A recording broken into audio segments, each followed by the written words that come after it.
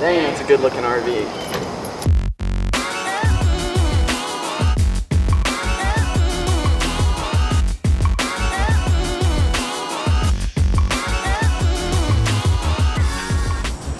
Welcome to Duet, Justus. Today is an exciting day. We're going to show you how we installed our pallet wood flooring in our RV.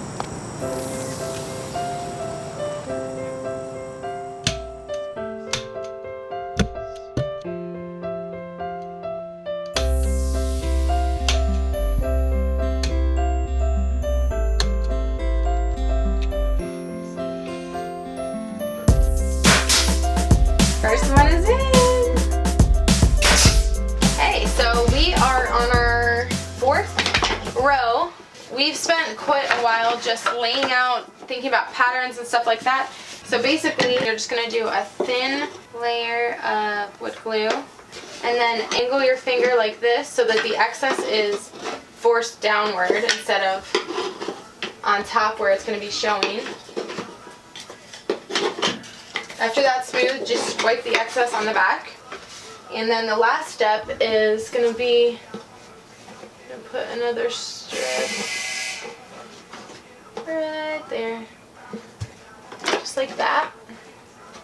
And you join it up to the one that came before it and push. Okay, so now what I'm going to do is that piece of wood that Jenny just glued, and now that it's all flush, I'm going to make sure I press down firmly. And then we go ahead and do that in the center here. Do it about, maybe every foot or so. Yep, there it goes. As you may have seen on our last video, we had some 2-inch pieces and we had some 3-inch pieces. We used the 2-inch pieces for the step area and the 3-inch planks for the main flooring area.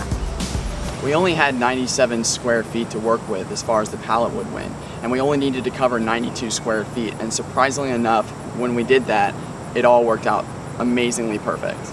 The next day, my dad and I had to go to work, so Jenny was stuck doing all the tedious work, but let me tell you, she's been a trooper throughout this entire thing. Thanks, babe. Hey everybody! Today I'm going to be working on the finishing touches for the floor. Last night we finished laying the planks for our pallet wood floor. Now what I have to do today is go through and take wood putty and fill the gaps. Just go around and find anywhere that there's a gap and fill it in. Then I'm going to sand the whole floor. I'm going to test out some stain as well. We have a water-based stain, a non-toxic stain called Duro stain. After that, the next step is to put the hard seal, which is the final coat over everything. So that probably won't get done today, but probably tomorrow. So for right now, I'm just going to go through with the wood putty and get started filling these cracks.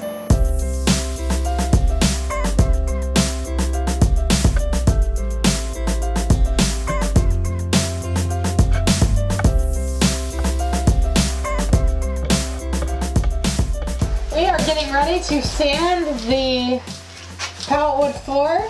As you can see here, we filled in all the gaps with wood putty, and we're ready to sand it now.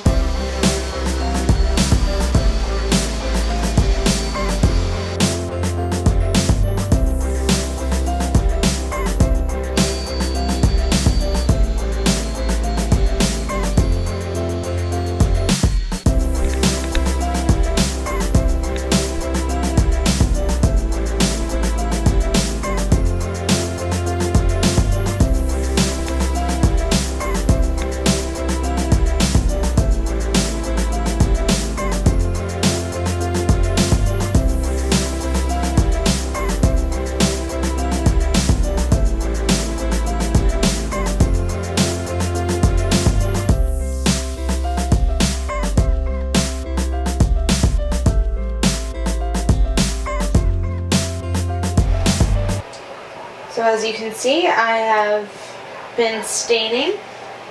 I'm really, really happy with how the stain has turned out. I was so excited to show you the end result. Alright, so basically, Mike doesn't like it. I don't like it. He thinks it needs to be darker, so we're gonna do another coat. I either wanted the floor to be no stain at all with just the pine look, or I wanted it to be a really deep walnut so it would contrast with the white. We're gonna try or this color. One side is what we have now, and that's what we're going for. So hopefully it turns out okay. Let's see what he says.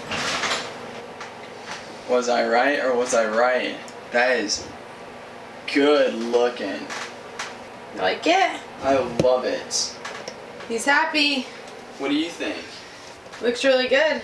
Baby, this doesn't look just good. This looks really good. It is really nice. I am like astonished at how good it turned out. Something that was unexpected with using a water-based stain was that the next day I found that some of the wood fibers in the more porous woods had actually curled up, and all I had to do to remedy that was just sand it down.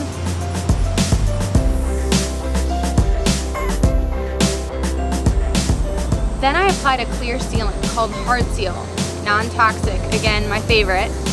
I really love how it brought out the richness of the floor and left a really nice shine. We finally got the first coat of Hard Seal on, and once that was all dried, it was time to start cutting for the quarter round. It is cold, 13. windy, and my wife is looking good Alright. in her camo onesie.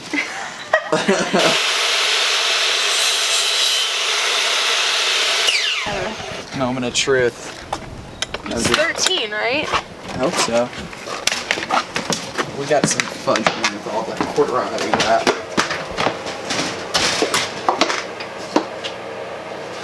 It's perfect!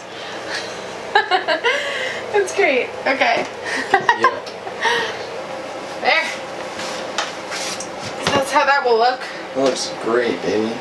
I've already done this a few times, but I wanted to kind of show you what I'm doing to kind of get rid of the corner pieces that are along the wall. Unfortunately, I can't use the miter saw to cut small enough pieces to actually just angle around it. So what I'm having to do is I'm actually having to mark this and cut that so that the bottom 3/4 inch piece of this comes out, and I can make nice even 45-degree cuts on the pieces that I'm going to measure for the quarter round. Once we got started cutting the quarter round, it was a matter of just trial and error trying to get the measurements right. But once you did that, it was a really awesome workflow. Most of the cuts I made on the miter saw were actually just 45-degree angle cuts. But I found that if you have a rounded corner, like most of you probably will, make sure you do 4 22.5-degree cuts so that you can insert a little corner piece that really rounds out that corner nicely. Doing quarter round in an RV might seem like it would be easy because of the small square footage, but it's actually really complicated because there's a lot of tight spaces that you're trying to work in and lots of corners. Once we got every piece of quarter round cut, I went around and numbered it so we knew exactly where that piece fit, and then took them all out, stained it, and hard sealed it, and then put it back in place.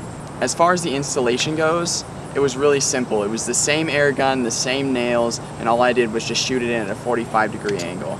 It worked out really well. Thank you guys so much for watching. We will see you next week when we start doing our solar power videos.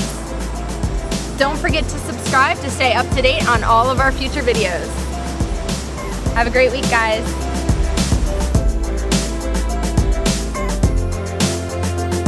It's 12 o'clock tonight, and I'm going to bed because I have work tomorrow, but the only thing I want to do is wake up at 7 a.m. and do quarter round again.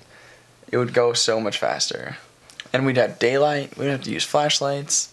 It's just going to be the life. It's going to be a doing things.